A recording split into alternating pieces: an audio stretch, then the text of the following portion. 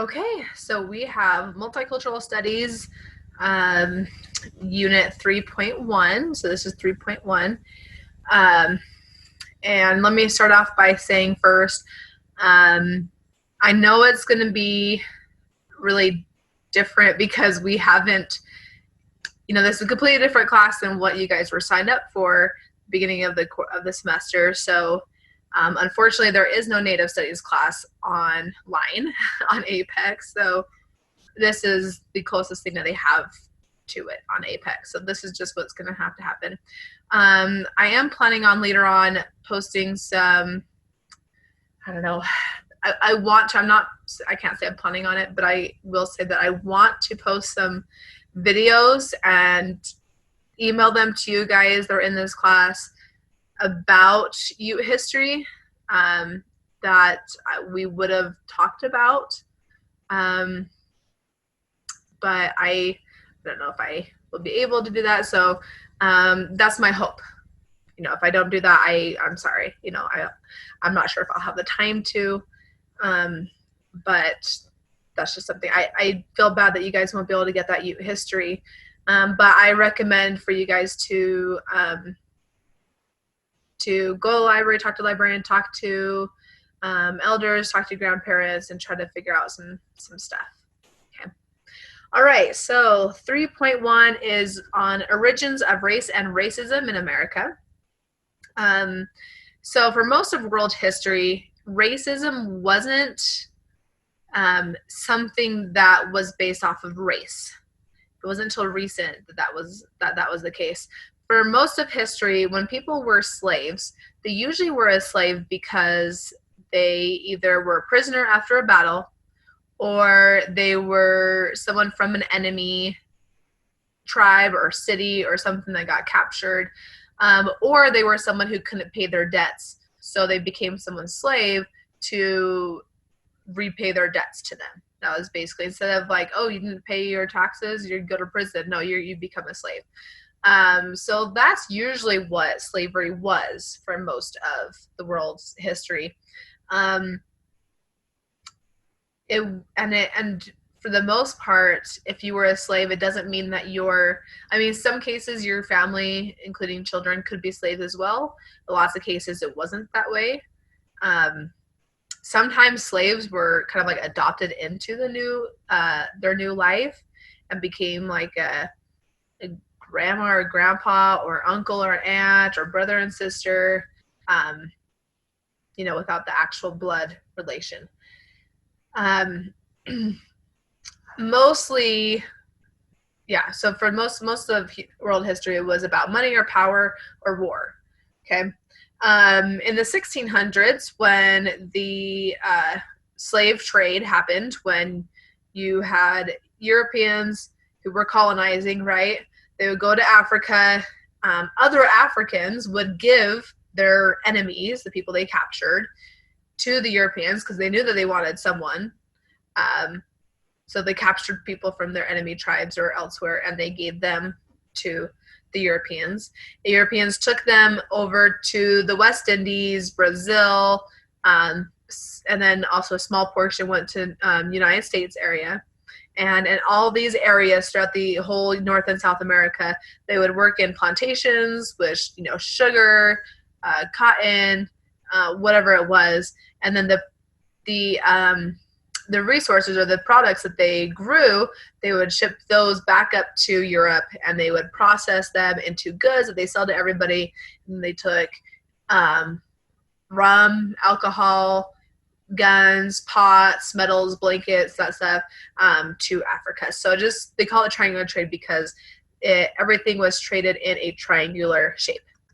So, like I mentioned, in the 1600s, slaves were needed to produce crops. Now, this is where I like to tie in a little bit of Native studies into this class, into this topic. When Europeans came to the Americas, both North and South America, all throughout the two Americas, the Native people who were already there, they would have supplied the muscle for these plantations and these crops that were being planted. The plan, it was just so much easier. They basically would have been the slaves. if the diseases hadn't eradicated a lot of them. This happened throughout North and South America. It wasn't just the United States. This was common throughout the whole Western Hemisphere. Okay, don't think that the United States is unique in this. So because there were so many people who were wiped out from disease, it just wasn't a good base to start getting people. And there was that fact, and there was the fact that there were some alliances with some native tribes of the Americas that Europeans had, that it was hard to say, well, I'm going to take you, but I'm not going to take, or I'm not going to take you, but I'm going to take these guys. And it would be hard to differentiate who was a slave and who was not. So sorry, I know that made the video a lot longer than it needed to be, but I wanted you guys to know that fact. So some workers who came to the Americas were not slaves, they were indentured servants. What that means is usually they had a debt to pay, or they got someone to pay for their passage to come to the Americas, and then they would work for so many years for that person until their debt was paid for that, to pay for that passage, and then they were free to go. Usually they got some land with it, or some sort of like package deal with it. So when that happened, slaves and indentured servants both worked side by side. At the beginning, they weren't really treated that differently, but eventually over time, slaves were treated worse and worse compared to indentured servants. In case you didn't know, there were black indentured servants. It wasn't just slaves. They were also indentured servants as well. They would make these arrangements. There was even some indentured servants that once they were freed and allowed to go and their debt has been paid, they became owners of slaves themselves. So you had a former black indentured servant who had black slaves. Sometimes blacks did this to to be able to treat their fellow, they're not even, I don't know, like,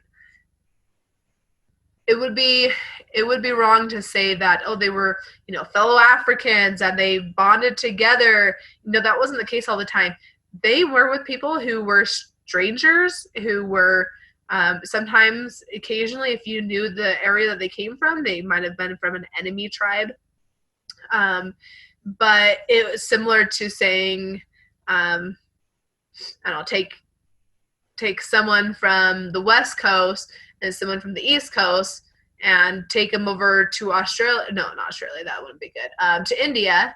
And they were slaves and they worked next to each other. They do feel some sort of connection because they are members of the same race, but they're complete strangers. It's not like they had anything in common with each other. So when the racism started with slavery, because like I said before, it wasn't at first.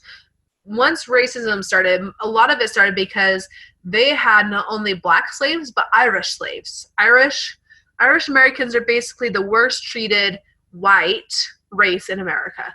They were treated so low that they were like barely above black slaves.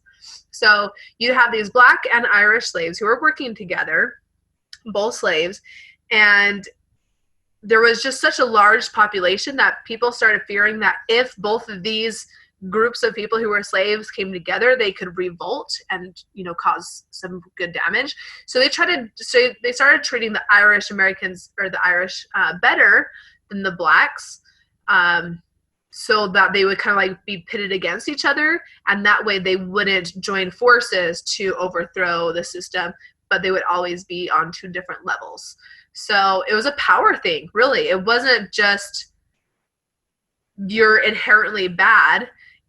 It was a power thing. They just did not want to lose what they had. So at first it wasn't even about their race, really. It did turn into, slowly they had more and more laws that went against slaves in terms of their race, like no interracial marriages. If you married a slave, you became a slave yourself. Your kids would be a slave. You weren't allowed to do things if you had, at first, like even if your great-grandfather was a slave, you couldn't do things. And then it became so much of, if you have any part of your ancestry that is a slave, you can't do it. Even if you look 100% white. Oh, you have a great-great-great-grandfather I see who was a slave. Well, sorry. They're like, but everybody else in my family tree is white up to him. Like, what the heck?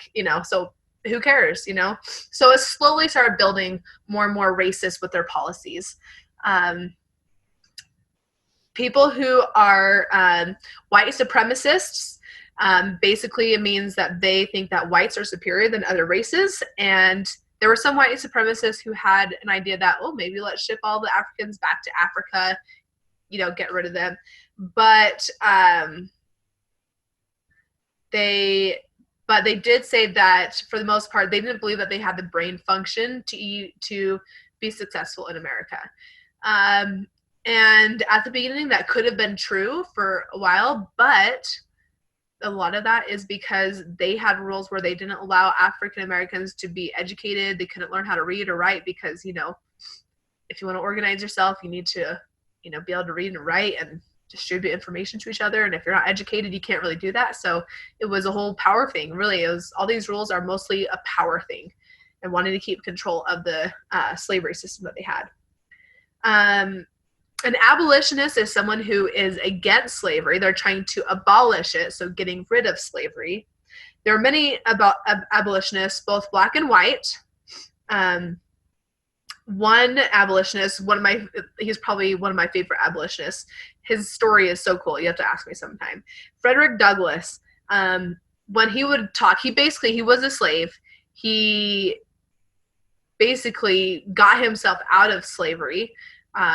He was a tough guy. Like he was like beating up his master. He was a tough guy.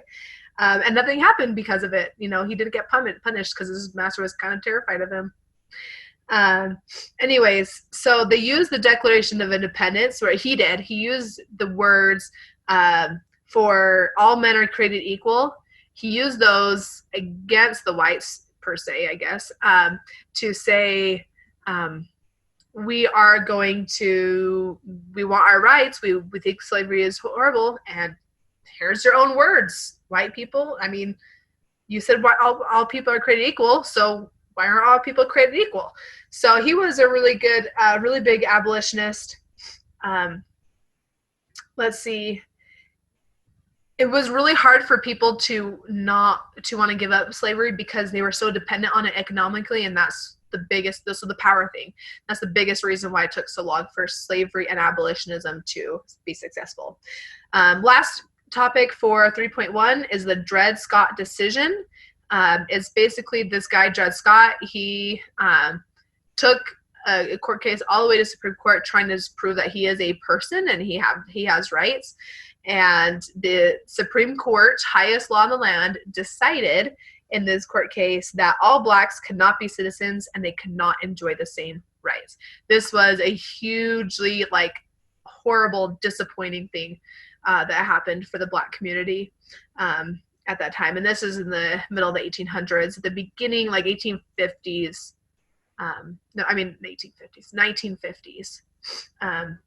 So this is just one reason why the racism was happening, is they were just so. It started by not even about race. Then it started to become about power.